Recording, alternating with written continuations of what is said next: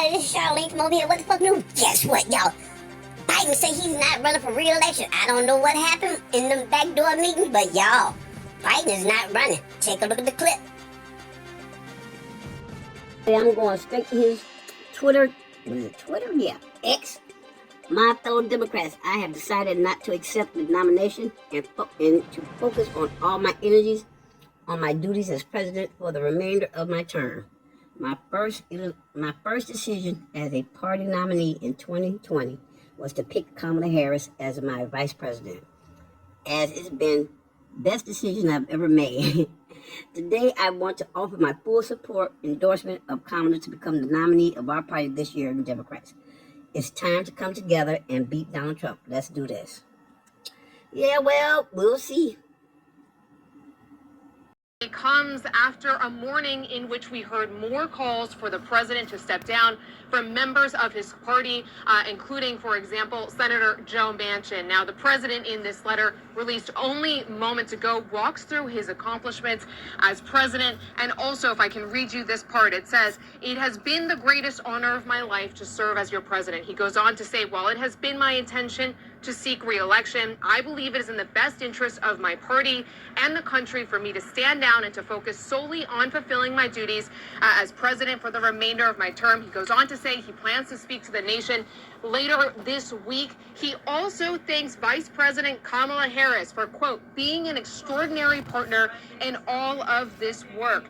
Now, of course, Alex, this comes after that disastrous debate performance by the president in late June. It was after that stoked so much anxiety and panic within the Democratic Party and led to a wave of calls over recent weeks for the president to step aside, to withdraw from this race. And this was something that, despite the president getting back on the campaign trail, despite private conversations with multiple lawmakers, and despite a campaign that up until this point had been maintained, even just yesterday, that he was in this race, it appears that we hit that breaking point. Now, of course, the president has been at his residence here in Rehoboth Beach, Delaware. He has been self-isolating because he was diagnosed with COVID earlier in the week. It was that diagnosis that pulled him off of the campaign trail at a pivotal moment. He was in Nevada.